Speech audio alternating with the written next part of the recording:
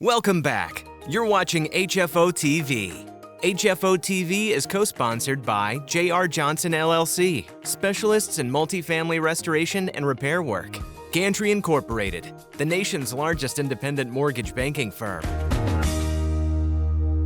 Hi, Greg Frick, HFO Investment Real Estate Partner here on HFO-TV again. Today we have with us Stefan Aiguier, founder and president of Green Hammer, a design and builder of net zero energy buildings here locally. Thank you for taking the time to come talk with us today. Maybe give a little background on you, and then we'll kind of get into, what is, kind of Green Hammer's kind of mission and what you guys do, and how that kind of fits into multifamily. Sure. Yeah. So I've been running Green Hammer for about 20 years now. Okay. And moved to Portland, in 2002. I'd been in Italy for about 3 years before that. Oh, nice. And I knew I wanted to start my own business. I was relatively fresh out of college when I went to Italy. I had previously worked in securities. And needed a break from economics. securities. Yeah. Economics degree. I got an opportunity to volunteer, and that volunteer opportunity kind of extended to a few years on a farm estate, and I got to experience buildings that are 1,000 years old, and kind of a whole different world for me. And it really made me rethink like how buildings should be designed and built. Right. And when I came back to the U.S., I had one person I knew in Portland that seemed like, I wanted to move to the West Coast. I'm from Vermont originally, love Vermont, but I was really intrigued by the bigger things in the West, and got here and I got really into building science and decided the business I wanted to do was kind of lower barrier to entry. It was construction at the time. Okay, right. And kind of took it from there. And so my perspective has always been that, knowledge is power. Once we kind of learn about things, you use that to make your product better. And so that's really been kind of my philosophy from a business standpoint, is just how we have a strong health focus. Right. Like how can we make buildings better, more durable, healthy, comfortable, all that stuff. And it's been a kind of a 20-year career. So was it the inspiration of being in Italy, looking at, we were there too, just the amount of history, and then you come back and you're looking at construction here, like, is that going to last? Well, yeah, like 25-year life cycles. Yes. You started like reading about that, and then that's when I got interested in building science, because you see buildings kind of rotting and falling apart, and like, well, why? And there's all these different reasons why. And I might jump into a topic here, but one of the things back in the 70s, people talked about passive building, like solar passive structures and things like that, and then we got into these super insulated buildings. And I think when we started insulating buildings, people had a variety of different ideas about how to do that. And then we kind of created a national code and just did it the same everywhere. Right. And when you do something like that, climate here in Portland is very different than in Florida, very different than where I was from originally in Vermont. You do the same type of buildings in all three places, and you're going to have issues, major issues. Right. And so I got really intrigued by that, and then how we kind of evolve from there and just build better climatically and climate responsive, I guess. So you started in the early 2000s, and we talked about passive. When you say passive building, what does that? People don't know. What does that mean? What does that encompass? Yeah. So as I mentioned, in the 70s, the idea was that passive solar, right, where you're kind of orienting a building to face south, so you get the free energy in the summer. You can shade the south side too, because the sun's on that side of the building. Putting shading devices there, it's really effective. But what really ended up happening is that evolved into what eventually got turned into a real standard, which was called the Passive House Standard. And the Rocky Mountain Institute in the 70s kind of formulated this concept of like, hey, if we super insulate buildings and we make them airtight enough, we think we can basically get rid of the mechanical heating and cooling systems. Right. Yep. The active heating and cooling systems in a home. And then the Germans in the 90s basically took that over, and a group of physicists came up with this standard, and they really engineered it, and it's called the Passive House Standard. And that's a certification standard that basically you super insulate, you make a building airtight enough, and you use planned heat recovery ventilation systems that introduce fresh filtered air and exhaust air constantly. And you create these passive buildings that basically use 1/10 of the mechanical heating and cooling energy of the standard home. So what we do, and a lot of builders kind of in our space, is that some of our buildings will be Passive House certified or certifiable, and then other buildings are basically designed and built toward that standard. But maybe not certified or... Yeah, maybe there might be a diminishing return once you get to a certain level of insulation or energy efficiency that doesn't necessarily work well for that product or that project or that particular location. Maybe it doesn't have good solar access. Part of the standard also is like what kind of free energy can you bring into the project. A lot of smart things about the standard that help guide you, but not always applicable to every project. And now that's different than LEED certified that we see in our space, in the commercial world and office and multifamily. Yeah. So that's a kind of a different kind of certification. So LEED's a fantastic certification because it's going to look at energy, which is really Passive House is kind of like that. They're not mutually exclusive. That would work well. You can have a LEED certified Passive House building. Or vice versa. But LEED's going to have energy, water, site, all of there's like a multifaceted green building standard that you're being held to. And Passive House is really just kind of that core energy for that piece. Gotcha. And, LEED, you're putting all this documentation together. You're sending that documentation out for certification on all these different facets, health, indoor air quality, all that stuff. That you wouldn't necessarily have for Passive House. Passive House, you're going to be more performance-based. There's going to be some performance testing. Okay. That's really on that energy path, but just an energy standard. And then from, you talk about it like the Passive House. Are you seeing this coming over to multifamily? I mean, a lot of it's always typically geared to just more single-family homes out. I mean, how do you see that coming over into our space in the multifamily world? Well, it's interesting, in certain places like Pennsylvania, it's all basically code now to kind of have these. So they've incorporated that into actually the building code. Yeah, I mean, it's more their affordable housing projects that they're basically, you get extra points. I shouldn't say it's actually code, but it's moving in that direction, and it was led by the affordable housing groups out there that basically had Passive House interest.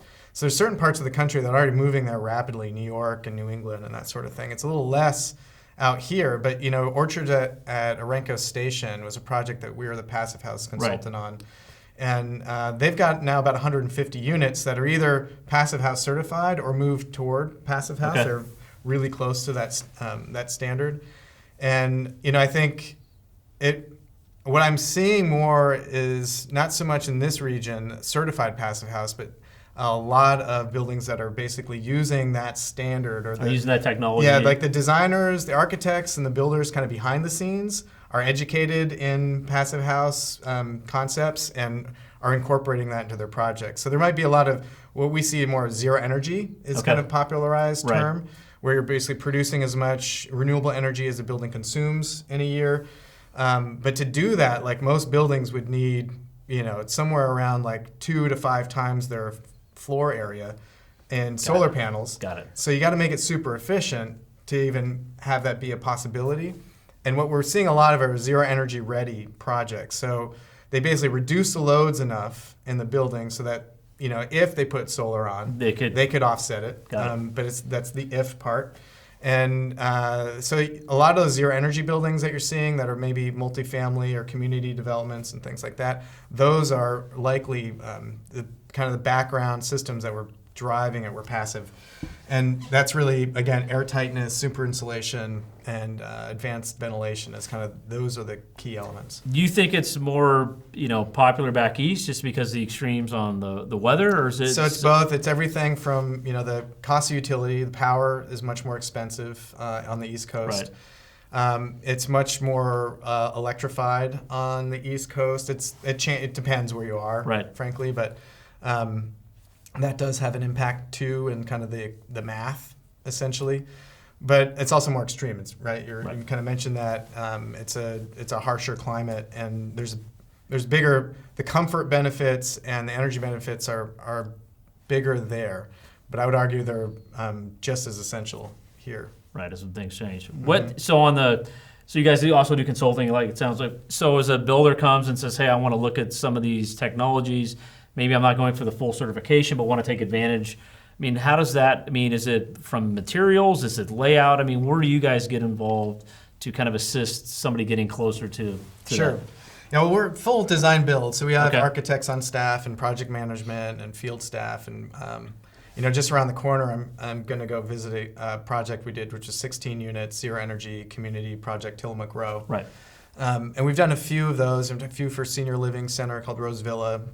So depending on the scale, we tend to exist in the single family up to about 30 unit, kind of 30,000 square foot size projects. And so the smaller projects we tend to be really cost effective on. When you get to the bigger projects that may be a little bit too large for our firm, then we'll do consulting. Got it. And so like on the orchards at Orenco Station was just a project of kind of beyond our general scale. On stuff like that, we like to get involved early. Usually I'm also saying, hey, have you talked to Earth Advantage yet? They're a local nonprofit that does a third-party certification that's like LEED, but it's kind of maybe LEED light. Right. And instead of submitting all this paperwork to LEED, they also actually, Earth Advantage will do your LEED certification. Oh, if you want to take it all the way Yep. through. Interesting. Okay. But they have their own certification, which is a simplified version. Actually, LEED based their standard on what was Earth Smart, was Earth Advantage back in the day. It transformed Earth Advantage. But this, in essence, instead of submitting paperwork, you have someone who actually just goes and physically looks at everything.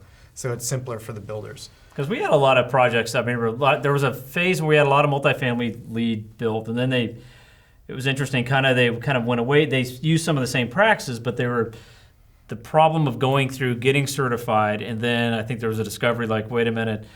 Maybe tenants aren't going to pay, an extra for the certification. So do we go through? Do you see that? Well, yeah, the developers kind of get used to a LEED certification process, and they get, their teams in place, Right. and they're like, the orchards at Orenco Station was Anchor Moyson and Walsh, and those guys kind of have done a bunch of those types of certified projects together. They've, other architects and other builders make those same kind of team ups for developers.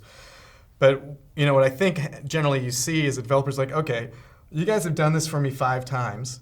We get LEED Platinum every time now, or LEED Gold, or whatever it is. Do we need to go through the? Do we need to go through the rigmarole? Can we save some money? Can we, get the same standard? And I think, project teams, are going to listen to that a lot and say, okay, whatever you want, boss. Yeah. And there is some dollars saved. I do know that, having been doing this for 20 years, that there are inevitably, when you're not actually tracking that stuff, corners do get cut, things do fall out of the project that maybe the project team isn't completely aware of because they just aren't fully focused on it. I mean, it's just hard to do when you've got, LEED has so many, there's the 5 major tiers of the certification, like the water, stuff energy. underneath all that. But then underneath all that, there's all this cascading stuff. And so your projects do end up better if you have that third party kind of coming in and doing the check and balance on that stuff, because they're also going to test the building for like air leakage and things like that. So, I think I encourage it as much as possible to stick with the certifications. But that I do think is why, and I do know, frankly, I've been in those conversations, and I've been a consultant for non-certified projects to try to help keep them in the ballpark of what they're trying to do. And I get it. It's everything costs $1, so you gotta figure out where to be effective. And it seems like a lot of it, is a lot of it's special use housing, seniors, or like a nonprofit involved. Are you seeing more buy-in on the the private ownership stuff, or it's still a cost benefit analysis that's? My firm is always used to early adopters, so we always get the early adopters. Right. They come to us for the most part, and so we've had a few of those. And what we see from that is the cost of ownership is lower, and so they like it. Yeah, over time. Yeah. Over time, but it does take time, and you have to be on that kind of long ownership model. That's why affordable housing and nonprofits and things like that do work really, really well. For companies that are on a 10-year hold maximum or something like that, they have the merchant builder that's going to build and sell. Right. That's sometimes a harder pill for them to swallow, a 10% maybe increase in costs up front. Over their pro forma. But what we also try to show them is like, okay, let's rethink the pro forma, because you can build in the energy savings and the comfort and some of the other things into your rents. Right. And we definitely are seeing like much higher rents. Rose Villa is an interesting case study for us because it's senior living, but they are, those units are more valuable to and sell faster for because of the lower energy costs. I think it's actually more values driven. So they're actually attracting retirees that they like that. They just love the concept of zero energy. They love the low carbon, the climate resiliency, and air quality. So there's also a big benefit when you air seal a building, make it really airtight. The thing that you do to do that is you use the weather barrier to make it really tight. So it has this like multiple benefit, because if a building's ever going to have mold or rot or whatever, it's either the plumbing or it's the building envelope. It's kind of like those. Oh yeah. Yep. One of those two things, and other than like better plumbing specifications and great plumbers, I can't help much with that. But on the building envelope side, if you have that really nice detailed, tight weather barrier and good tight window and door systems, then you're going to have less leaks, which is a huge benefit. But also you're going to have a healthier building envelope, and now you can you have ventilation strategies where you can really clean the indoor air. Right. And you can filter that air, and now we're retrofitting a lot of buildings and putting into our new design systems that are HEPA level filtration, have carbon filtration, so HEPA deals with the particulates, and carbon will deal with volatile organic compounds that happen from like wildfires. If we had really leaky or kind of more standard code buildings, it'd be hard to say, this system's going to work without dramatically overseeing it. Because you have buildings that leak so much air, how do you control it? Are you able to go retrofit some older projects in some of these? I mean, I'm sure you can take some of these technologies. There are certain ones that fit a lot better for, Oregon had a lot of multifamily buildings built in the 70s. I mean, what do you do? Is it windows, siding, better envelope? Is that kind of the biggest direction? Yeah. Okay. Yeah. Windows, siding, better envelope. We're talking to some folks right now exactly about doing that on one of their buildings, and it's a lot of times the real simple stuff, which is you've got leaky crawls, leaky attics. You're trying to seal that stuff up, dump in a bunch of insulation, do some better ventilation, that whole thing. And what about are there materials now that make your job easier in terms of better materials for this? Is that down the road, do we see maybe, I don't know if we say cost savings, but maybe more economies of scale on products that are going to help maybe lower the overall cost down on this stuff? Yeah, I think for us a big part of it is, we think about resiliency a lot in our buildings, whether it's earthquake or it's, dealing with climate and higher temperatures or, like today it's snowing, exactly. It's not a usual thing. Right. We get the heat dome or whatever else. And so we do a lot of all electric buildings, and there's some argument for sure to have natural gas be kind of a backup system, but we'll do all electric and maybe have a generator backup that could be gas or diesel or whatever else, or batteries. But the thing that's been a real benefit is that when we started doing all electric, the heat pumps just weren't, the technology for heat pumps weren't there. They weren't efficient. In cold weather like this, they wouldn't supply enough heating or cooling. Or in hot weather too. So that's been a big change. Hot water, trying to get more energy efficient hot water systems that are cost effective. So we use these Sanco systems by Sandin, and so the CO stands for carbon dioxide. So they have a carbon dioxide transcritical heat pump that's basically as efficient as a lot of ground source heat pumps. Oh, really? And we'll put those in a multifamily building, and one unit might feed 5 households or more, depending on the size of those homes, but like 3-bedroom, 2-bath size homes. And we're able to, for less money than what would be like a hot water heat pump, or pretty close to even just electric resistance, we're doing something that's 5 times more efficient than the electric resistance system, or twice as efficient as a standard hot water heat pump. But you kind of have these it's a more community or common style system. And then you can add more heat pumps and do, more of the building. I think it expands out. It expands Interesting. out. So okay. That's been really cool. The ventilation systems, and filtration systems that we're putting in now. Heat pumps that can do both fresh air, intake and exhaust in a building, manage humidity. There's all kinds of really cool things. I think with multifamily, what we're seeing is that a lot of the people that are interested go into these buildings because they're aware that they're healthier. Right. And so you kind of almost have to double down when you do that. If it's going to be, if you're going to attract higher, rent and so you're getting away from just the energy savings. It's more the air quality, which, Yep. With what's happened here with the wildfires and COVID, just looking at, I think people are more aware of, what is the air I'm breathing, and it's not just about, I'm going to save some of my electric bill. Yep, and air quality, climate resiliency, all that stuff. In a passive building, the power goes out. You're not going to get I was living at Tillamook Row for 2 years before I built my house I live in now. And part of that was just to see what the effects were. Yeah, and we had a power outage for 3 days, and it didn't get below 62 degrees in my place. And the power outage was because it was an ice storm. Right. And so that's because that super insulated envelope, and there's some concrete and things inside that help keep the energy in, but it's really just those triple pane tilt turn windows and all that stuff. And so everyone in that community was just like, this is great, awesome. This is really great. Like, I'm never going to live in a different type of building again. So there's some real intrinsic value there. They've got waiting lists in all these places. Yeah, it's there's a lot of studies on third-party certifications that show, that at least single-family sells faster, anywhere in the 4 to 10% higher returns on sales. But the speed at which they sell has also been a big one. There's not as much data on like rents, and because there's not that many out there. Not many out there. There's a lot of them are the publicly owned or things like that. And I think, as you mentioned, as maybe the awareness of tenants is saying, hey, that's more important. I want that. I think then there'll be a push to kind of match that demand. Yep. I think when it first kind of came, it was all about energy savings, and I used to tell people, a lot of multifamily owners don't pay the electric bill. It's real hard for me to say, hey, you're going to save this much. Yeah, exactly. If we're talking air quality, that's a different deal. That's where you really have to make the value, I think, really be there. Also, people are like, I just know what I'm paying. I'm paying a lot, but I don't have to worry about the water and energy and all this other stuff.